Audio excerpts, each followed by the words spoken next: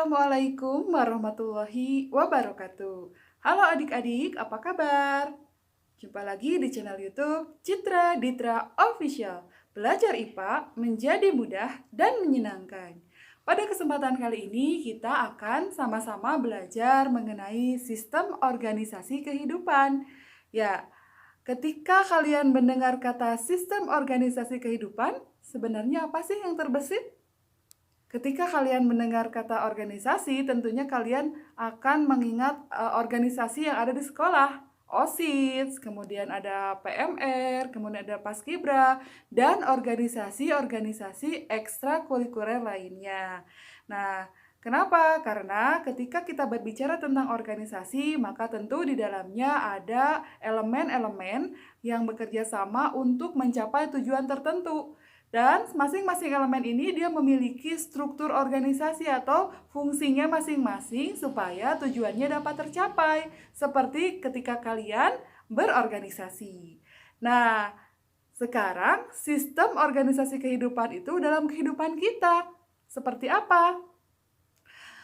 Nah, kita akan bahas ya, tapi sebelumnya bagi kalian yang belum like video ini, silahkan like dulu, dan yang pasti subscribe channel YouTube-nya, serta nyalakan notifikasi supaya tidak ketinggalan video-video pembelajaran selanjutnya. Adik-adik, seperti kita ketahui bahwa secara sederhana, makhluk hidup ini kita bagi menjadi 3. Ada manusia, ada hewan, dan ada tumbuhan. Nah, satu manusia, satu hewan, maupun satu tumbuhan itu dikatakan individu. Manusia itu memiliki karakteristik yang sama dengan hewan.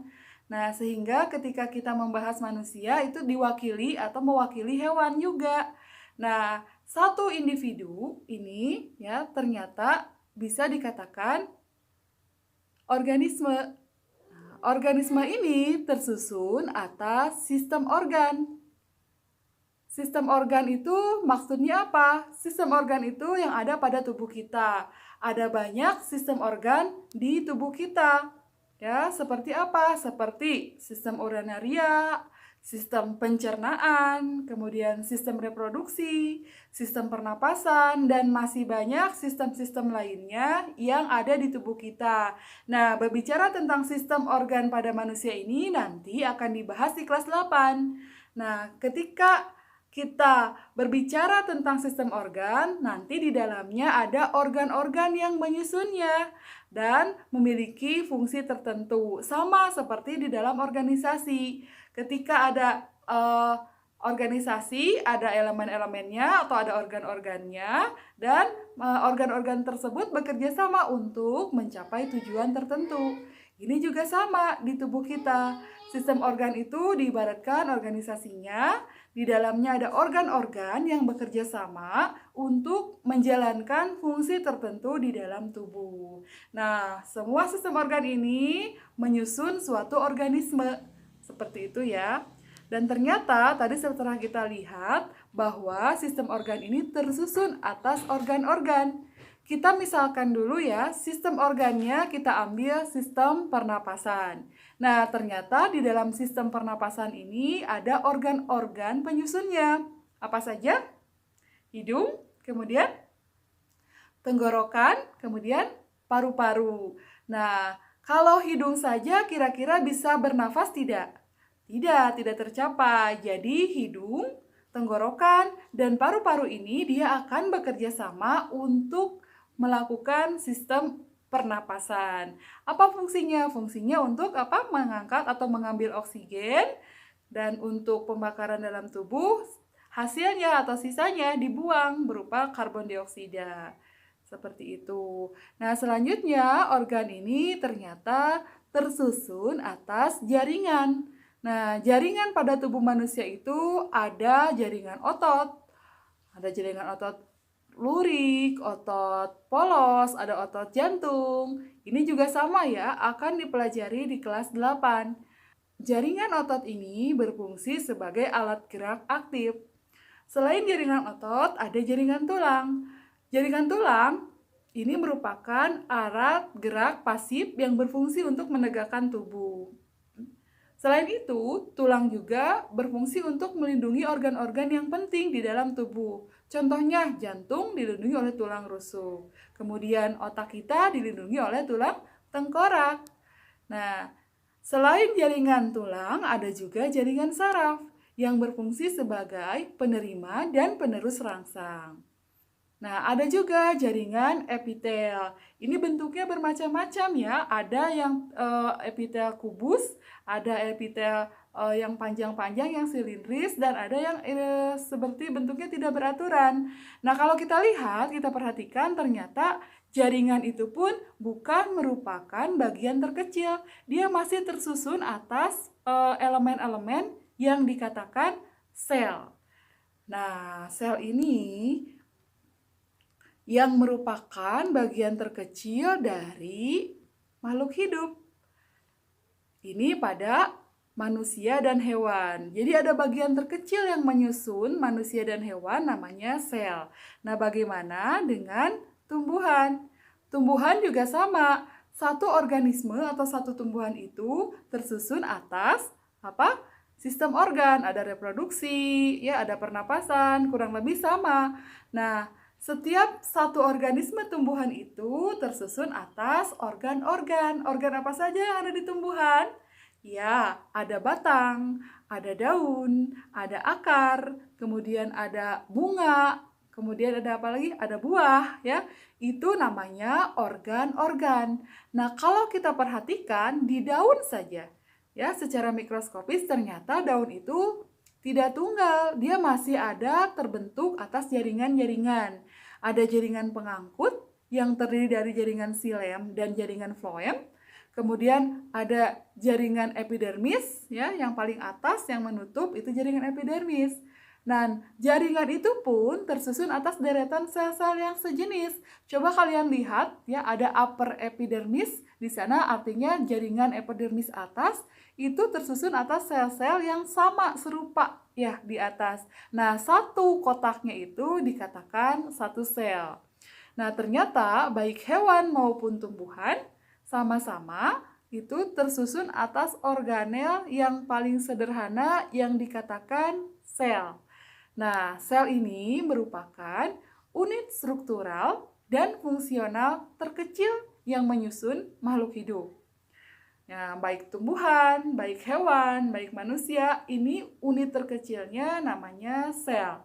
Nah, sel ini nanti dia akan bergabung. Sel-sel yang serupa, yang sejenis, yang sama bentuknya akan bergabung membentuk jaringan. Nah, jaringan-jaringan ini akan bergabung membentuk organ. Tadi organ-organ ini yang memiliki atau tujuan yang sama, fungsi yang sama, dia akan membentuk suatu sistem organ. Kumpulan sistem organ inilah yang menyusun tubuh kita yang dinamakan organisme. Nah, itulah yang dimaksud dengan sistem organisasi kehidupan. Jadi di tubuh kita juga ada kerjasamanya, ya, baik itu dalam tingkat sistem organ, jaringan, maupun yang terkecil yaitu sel. Kalian sudah pernah melihat sel? Ya, sel itu tidak bisa dilihat oleh mata telanjang. Jadi, kalau kita mau melihat sel, otomatis kita harus menggunakan mikroskop. Tetapi ada satu sel yang bisa dilihat oleh mata kita sebenarnya, yaitu sel telur. Kalian suka makan telur ayam? Nah, itu dikatakan satu sel sebenarnya. Oke, kita lihat. Nah, sel ini ya pertama kali ditemukan oleh Robert Hooke pada tahun 1665. Nah, Robert Hooke ini dia orang yang pertama kali menemukan mikroskop, alat bantu untuk melihat benda-benda yang sangat kecil. Karena dia bisa melihat benda-benda yang sangat kecil inilah, dia baru bisa menemukan, oh ternyata bagian-bagian yang terkecil dari tubuh kita itu adalah sel. Ya, dia pertamanya meneliti sel gabus yang ada pada tumbuhan. Seperti itu. Oke. Nah, secara sederhana, sel itu ya dibedakan menjadi sel hewan. Berarti kalau sel hewan ini kaitannya ada berhubungan dengan manusia, sel pada manusia dan juga pada hewan. Kemudian ada sel pada tumbuhan. Nah, secara garis besar, sel ini dibagi menjadi 3 bagian utama atau memiliki 3 bagian utama. Nah, yang pertama ada membran sel. Membran sel ini dia berada di lapisan paling luar pada sel, baik sel hewan maupun sel tumbuhan. Nah, membran sel ini berfungsi untuk melindungi bagian luar sel dan merupakan pintu gerbang transportasi dari dalam sel keluar maupun sebaliknya. Selain membran sel, ada yang namanya inti sel. Baik sel hewan maupun sel tumbuhan, dia pasti memiliki inti sel. Inti sel ini sangat penting perannya karena dialah yang mengatur segala aktivitas di dalam sel. Nah, pada sel-sel tertentu, inti selnya itu ada yang tidak dilindungi selaput, namanya sel prokariot. Sedangkan sel yang sudah berkembang, yang seperti di tubuh kita, itu selnya namanya sel eukariot atau sudah dilindungi oleh membran inti. Nah, selanjutnya ada yang namanya sitoplasma. Sitoplasma ini yang berada atau cairan yang berada di dalam sel, dia yang mengisi sel. Ya, di dalam sitoplasma ini terdapat organel-organel sel. Nah, apa saja organel-organel selnya? Yuk kita lihat satu persatu. Organel sel yang ada pada sel hewan dan juga ada pada sel tumbuhan, yang pertama kita lihat ya. Ini seperti hotdog ya kelihatannya. Ini namanya mitokondria. Nah, mitokondria ini jika diperbesar seperti ini. Nah, dia berfungsi untuk proses pembentukan energi. Jadi, mitokondria yang kecil ini dia bisa menghasilkan energi untuk selnya. Nah, kenapa? Karena di dalam mitokondria ini terdapat enzim respirasi. Jadi, mitokondria dapat melakukan respirasi di dalam sel untuk menghasilkan energi bagi selnya. Nah, mitokondria ini dia punya 2 membran ya, ada berlipat-lipat. Nah, lipatan ini membentuk krista untuk memperluas permukaan. Semakin luas permukaannya, maka semakin banyak enzim respirasinya, semakin banyak pula energi yang dihasilkan. Itu tadi tentang mitokondria. Sampai di sini paham ya adik-adik? Selanjutnya, organel sel lain yang dimiliki oleh sel hewan dan juga sel tumbuhan, ini kita lihat yang berliku-liku, ini namanya retikulum endoplasma. Kalau kita perbesar seperti ini ya, dia berkelok-kelok. Dan kita lihat retikulum endoplasma itu ada yang bintik-bintik. Bintik-bintik ini namanya retikulum endoplasma kasar. Yang bintik ini sebenarnya masih organel sel, namanya ribosom. Nah, ketika retikulum endoplasma tidak ditempeli oleh ribosom, ini yang atas lagi itu dia polos ya, tanpa ada bintik-bintik, itu namanya retikulum endoplasma halus.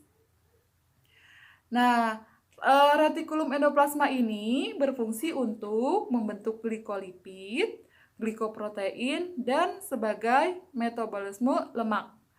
Ya, dia berliku-liku ya karena dia itu mengantarkan zat dari inti sel menuju ke sitoplasma seperti itu.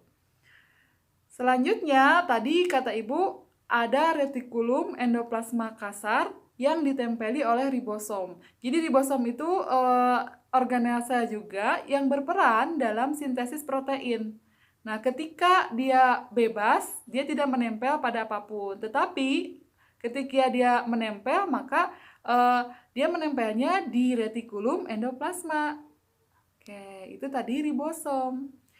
Nah, adik-adik, organel sel yang lain ini kita lihat ya, yang Ibu berikan kotak-kotak sama-sama berliku-liku juga, tetapi ini bukan retikulum endoplasma. Ini namanya badan Golgi.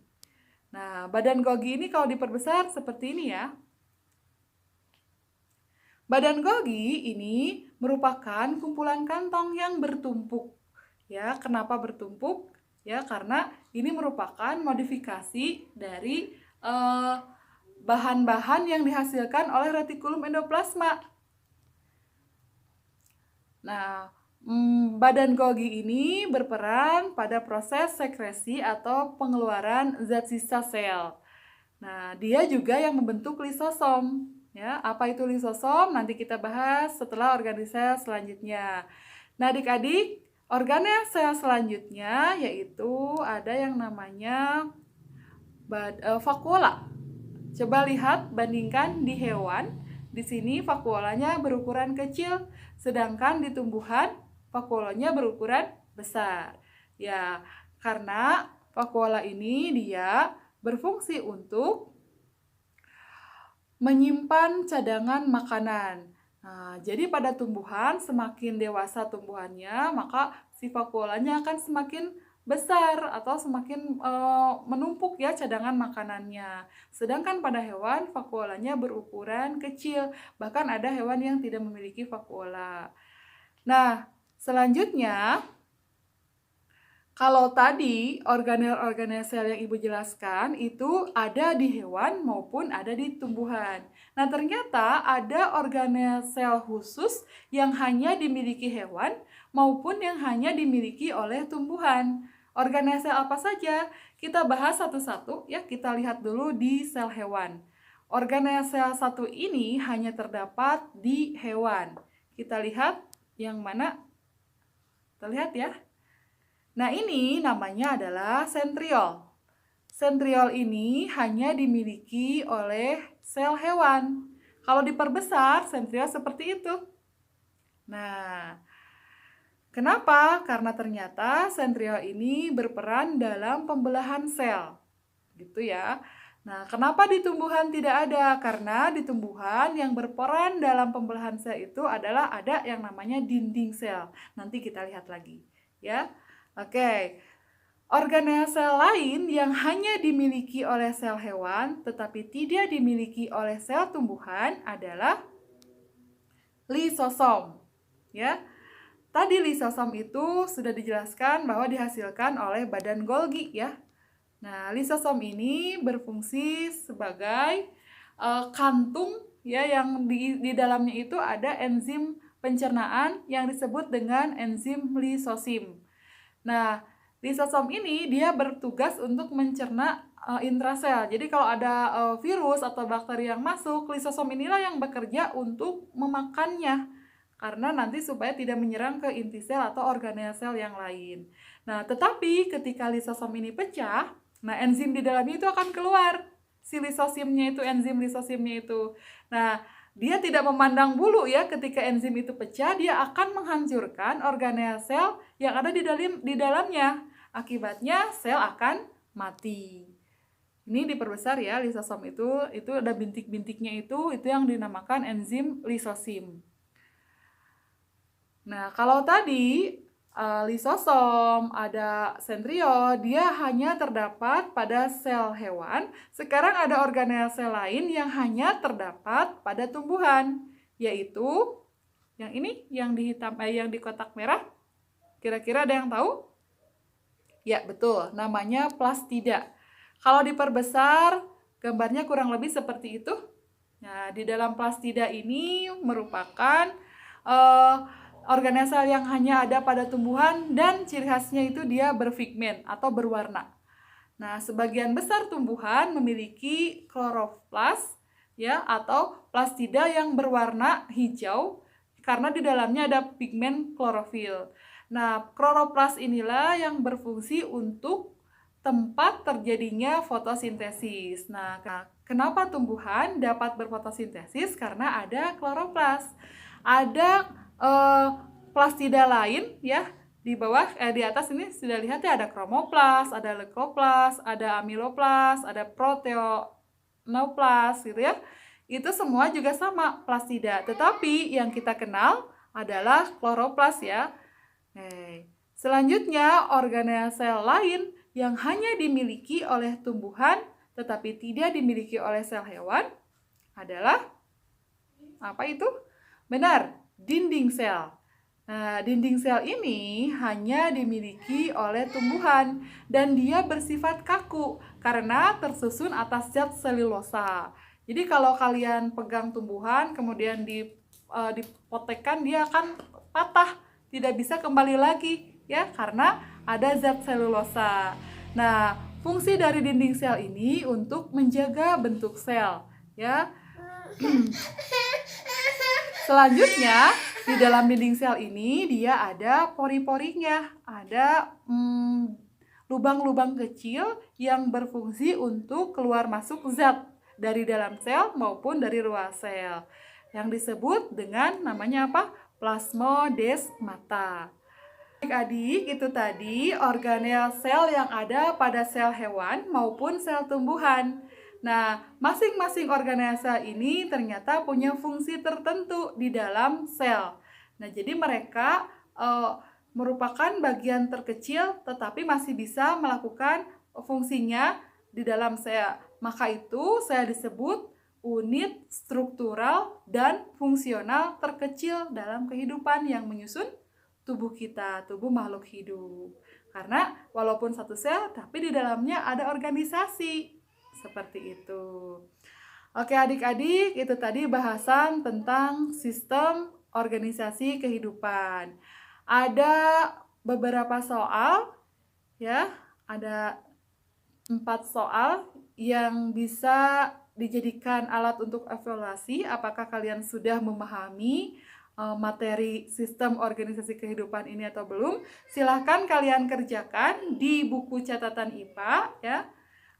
Kemudian nanti bisa dikumpulkan ke Google Classroom. Yaitu tadi adik-adik bahasan tentang sistem organisasi kehidupan. Di video selanjutnya kita akan membahas tentang interaksi makhluk hidup dalam ekosistem. Nah, pastikan kamu sudah like video ini, mensubscribe channel YouTube-nya, dan jangan lupa nyalakan notifikasi supaya tidak ketinggalan video pembelajaran selanjutnya. Silakan juga share di media sosial kalian. Terima kasih atas atensinya. Kita ketemu lagi di video selanjutnya. Wabillahi taufiq wal hidayah. Wassalamualaikum warahmatullahi wabarakatuh. Bye.